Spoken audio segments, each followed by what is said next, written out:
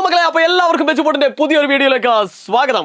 ഇന്ന് നമ്മൾ ഡിസ്കസ് ചെയ്യാൻ പോകുന്നത് സ്ട്രക്ചർ ഓഫ് ആറ്റം എന്ന് പറഞ്ഞിരിക്കുന്ന ചാപ്റ്ററിലെ ഏറ്റവും ടഫസ്റ്റ് ആയിട്ടുള്ള ഒരു ക്വസ്റ്റ്യൻ ആണ് ഡിസ്കസ് ചെയ്യാൻ പോകുന്നത്. ഈ ക്വസ്റ്റ്യനെ പറ്റി മുഴുവൻ കാര്യങ്ങളും പഠിക്കാൻ വേണ്ടി നിങ്ങൾ ചെയ്യേണ്ടത് ഇത്രമാത്രം: ഇത് ആദ്യം മുതൽ അവസാനം വരെ കാണുക എന്നുള്ളതാണ്. മാത്രമല്ല, ചാനൽ ആദ്യമായിട്ടാണ് കാണുന്നതെങ്കിൽ ഒന്ന് സബ്സ്ക്രൈബ് ചെയ്യുക. മാത്രമല്ല, ലൈക്ക് ചെയ്യാൻ മറന്നു പോകരുത്. അപ്പൊ നേരെ നമുക്ക് ആ ചോദ്യത്തിൽ കിടക്കാം. ഇതാണ് ചോദ്യം. An element consists of 3 shell. Outermost shell consists of 5 electrons. Mass number 31. Number of neutron. കുറച്ച് പ്രസ്താവനകൾ നമുക്ക് തരും, എന്നിട്ട് ഒരു ചോദ്യത്തിലേക്ക് എന്ത് ചെയ്യും, അവർ നയിക്കും. അതാണ് ചോദ്യം. മലയാളത്തിൽ ഒന്ന് വായിക്കാം. ഒരു മൂലകത്തിൽ 3 ഷെല്ലുകളുണ്ട്. ബാഹ്യതമ ഷെല്ലിൽ 5 ഇലക്ട്രോൺസുകളുണ്ട്. മാസ് നമ്പർ 31 ആണ്. ന്യൂട്രോൺ കണ്ടുപിടിക്കാനാണ്. ഒരുപാട് ഹിന്റുകൾ ഇതിനകത്ത് ഈ ഒരു പ്രസ്താവനയിൽ ഒളിപ്പിച്ചു വെച്ചിട്ടുണ്ട്. നമുക്ക് ഓരോന്നായി നോക്കാം. ആൻ എലമെന്റ്, ഒരു മൂലകത്തിൽ 3 ഷെല്ലുകളുണ്ട് എന്ന് നമുക്ക് മനസ്സിലായി. 3 ഷെല്ലുകൾ എന്ന് പറഞ്ഞാൽ ഇതൊരു ഷെല്ല്, ഇതൊരു ഷെല്ല്, ഇതൊരു ഷെല്ല്, അല്ലെ? ഇത്രേ അർത്ഥമുള്ളൂ. എന്നാൽ രണ്ടാമത്തെ സ്റ്റേറ്റ്മെന്റിൽ നമുക്ക് അതിനുള്ള അത്യാവശ്യം വാതിലുകൾ തുറക്കപ്പെടുകയാണ്. Outermost shell consist of 5 electrons, അല്ലെ? ബാഹ്യതമ ഷെല്ലിൽ 5 ഇലക്ട്രോൺസ് ഉണ്ട് എന്ന് പറയുമ്പോൾ ഇതാണ് ഒന്നാമത്തെ ഷെല്ല്, ഇതാണ് രണ്ടാമത്തെ ഷെല്ല്, ഇതാണ് മൂന്നാമത്തെ ഷെല്ല്. ഈ മൂന്നാമത്തെ ഷെല്ലിൽ 5 ഇലക്ട്രോൺസ് ഉണ്ട് എന്ന് അവർ പറയുന്നുണ്ട്. അങ്ങനെയാണെങ്കിൽ ഒന്നാമത്തെ ഷെല്ലിലെ ഇലക്ട്രോൺസ് നമുക്ക് കിട്ടി 2 ആയിരിക്കും. രണ്ടാമത്തെ ഷെല്ലിലെ ഇലക്ട്രോൺസിന്റെ എണ്ണം കിട്ടി 8 ആയിരിക്കും. ഇനി ഒന്നും പറയാനില്ല, 2, 8, 5 ആയിരിക്കും അതിന്റെ ഷെൽ ഇലക്ട്രോണിക് കോൺഫിഗറേഷൻ അഥവാ ഷെൽ ഇലക്ട്രോൺ വിന്യാസം. വളരെ സിമ്പിൾ ആയിട്ട് നമുക്ക് കിട്ടാവുന്നതാണ്. ഇനി മാസ് നമ്പർ 31 ആണെന്ന് പറഞ്ഞു, അല്ലെ? Number of neutron. മക്കളെ, ന്യൂട്രോൺ കണ്ടുപിടിക്കാനുള്ള ഒറ്റ ഈക്വേഷൻ നമുക്ക് പഠിക്കാനുണ്ട്. ഇനി ആരെങ്കിലും പഠിക്കാത്തുണ്ട്, ഇപ്പൊ പഠിച്ചു വെച്ചോളാം. നമുക്ക് കണ്ടുപിടിക്കാനുള്ള ഇക്വേഷൻ ഇതാണ്: mass number is equal to proton plus neutron. Okay, മലയാളത്തിൽ എഴുതുകയാണെങ്കിൽ മാസ് നമ്പർ കണ്ടുപിടിക്കാൻ നമ്മൾ എന്ത് ചെയ്യുന്നു? വളരെ സിമ്പിൾ ആയിട്ട് ആലോചിക്കുക. ഞാൻ ചിഹ്നങ്ങളൊന്നും ഉപയോഗിച്ചിട്ടില്ല.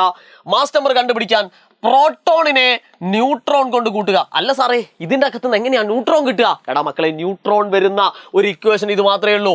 ഈ ഇക്വേഷൻ നല്ല വെള്ളം പോലെ അങ്ങ് പഠിച്ചു നോക്കുക. ഇനി നമുക്ക് ഓരോന്നായിട്ട് നമുക്ക് ഇതിനകത്തേക്ക് കൊടുക്കാം. മാസ് നമ്പർ എവിടെ സാറേ എന്ന് ചോദിച്ചു കഴിഞ്ഞാൽ മാസ് നമ്പർ നമുക്ക് തന്നിട്ടുണ്ട്. 31 എഴുതുക. Okay, mass number is equal to proton plus neutron. മക്കളെ, പ്രോട്ടോൺ എവിടെ മക്കളെ? പ്രോട്ടോൺ സാറേ ഇതിന്റെ അകത്ത് എവിടെയും ഇല്ലല്ലോ. മക്കളെ, പ്രോട്ടോൺ ദാ നമ്മളെ മുമ്പിൽ തെങ്ങി വിളങ്ങി കിടക്കുന്നുണ്ട്. പ്രോട്ടോൺ എന്ന് പറയുന്നത് ആരാണ്?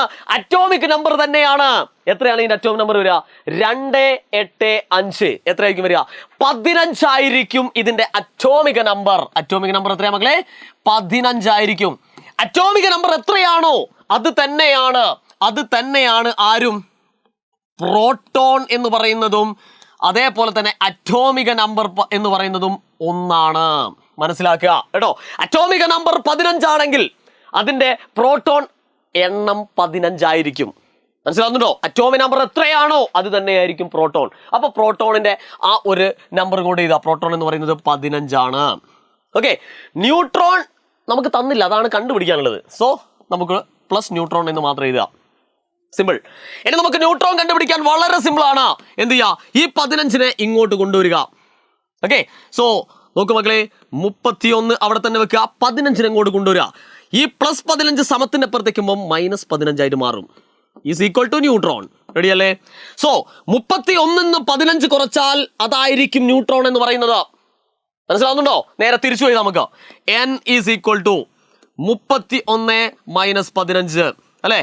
ഒന്നുകൂടി മനസ്സിലാക്കാം. 31 15 ഇത് ചെയ്താൽ that is equal to neutron എന്നാണ്, അല്ലെ? നേരെ തിരിച്ചെഴുതി. Neutron is equal to 31 - 15. എത്ര വരും മക്കളെ? 16 ഉത്തരം വരും. ശരിയല്ലേ?